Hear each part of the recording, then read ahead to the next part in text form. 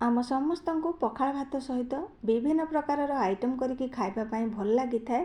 आज सेमती मु साग को लेकिन दुई प्रकार पिठौ भजार रेसिपी आपण मान सहित शेयर करी, जोटा कि पखाल भात सहित हो कि गरम भात सहित हो खाइबा को बहुत भल लगे।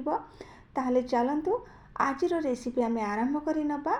सागर पिठौ भजा। सागर पिठौ भजा बनैबा पाई एठी मु किछि साग को भल भाव धोईकी रखी। सागर नहीं जाइए अल्प किछि पालंग पत्र को मु एमती भल भाव धोईकी रखी नहीं, तार डेम्फ को बाहर कर नहीं। आउ पोई पत्र भी किछि नहीं जाइए, भल भाव पोई पत्र को धोईकी पोछिकी रखी।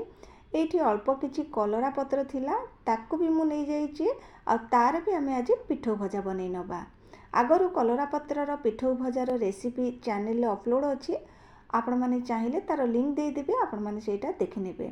तो चलतु एबे आम पिठौ भजा बनैबा तार गोटे बैटर प्रस्तुत करवा।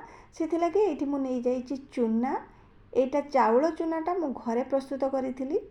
चाउल को भल भाव धोईकी ताको बतुरेकी किछि समय छाड़ी देइथिली, तापरे ताको टिके सुखेइकी मु तार गुंड करी नेइछि। चाउल चूनार मु 3 चामच नहीं गली। गोटे चामच ये बेसन, स्वाद अनुसार लुण, अल्प टिके हलदी गुंड, ये मु कंचा लंका और रसुण को छेचिकी रखी से अल्प किछि देदेली। आपण माने ये राग अनुसार लंका गुंड भी दे पारिबे। अल्प किछि पानी देकी मु ताको ये भल भाव गोलेकी तार गोटे बहलिया बैटर प्रस्तुत करि नउछि। बैटरटा आपणकर बेसी बहलिया हवा आवश्यक नुह कि बेसी पानिया भी हेले एटा भल बनिबनी, एमती ही थिबा आवश्यक। एबे तावा को गरम करके सेथिरे मु देदेली अल्प टिके सोरिष तेल, आ तेल को चारिआडे भल भाव एमती स्प्रेड करि नेली। सोरिष तेल देकी करंतु आपणकर हे पिठौ भजाटा बहुत बढ़िया लागिबो। तापरे कोन करबा, से जो साग को आम धोईके रखी से पत्र को मुझे 2 ରୁ 3टा पत्र को एमती जोड़ी की ताकू से पिठौर बुड़ेकी तावारे दे दूचे।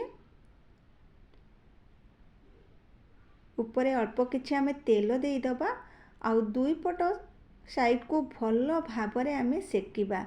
जितेबाला आपण माने साग को भाजिबे ना, एथुर पानी बाहरी सागर सबुतक पानी पूरा सुखिला हेला पर्यंत आम ताको भाजिबा। आउ आपण एमती ही ताको प्रेस करि नउथिबे, जहाँ द्वारा कि सबुतक पानी बाहरी जिवो। आउ आपणकर पिठौ भजाटा बहुत टेस्टी बनिबो। जदि एथिरे पानी रही जाउची ताले आपणकर साग बिल्कुल सिझिबनी। गैस रो फ्लेम को एठी मीडियम फ्लेम रे रखिकी 2 पट को भल भाव सेकी नियंतु। एठी देखंतु प्रथम ये मु पोई पत्र को बुड़ेकी बनई, आ देखंतु ताको भल भाव एठी प्रेस करिकी मु ताको भाजी नेली। आमर पोई पत्रर पिठौ भजा ये प्रस्तुत हो गलानी। देखि पारथुए केते बढ़िया कलर आसीची। सेम प्रोसेस रे आम ये पालंग साग आ कलरा पत्रर पिठौ बनई नबा। एबे बहुत सारा साग मार्केट रे मिलुची, आपण माने निहाती ट्राई करंतु। आ पखाल भात सहित खांतु, बहुत भल लागिबो। आजर वीडियो जदि आपण मानकु भल लागिथिबो ताहले वीडियो को लाइक करने सहित शेयर करेंगे, चैनल को सब्सक्राइब करेंगे। निहाती घरे प्रस्तुत करंतु।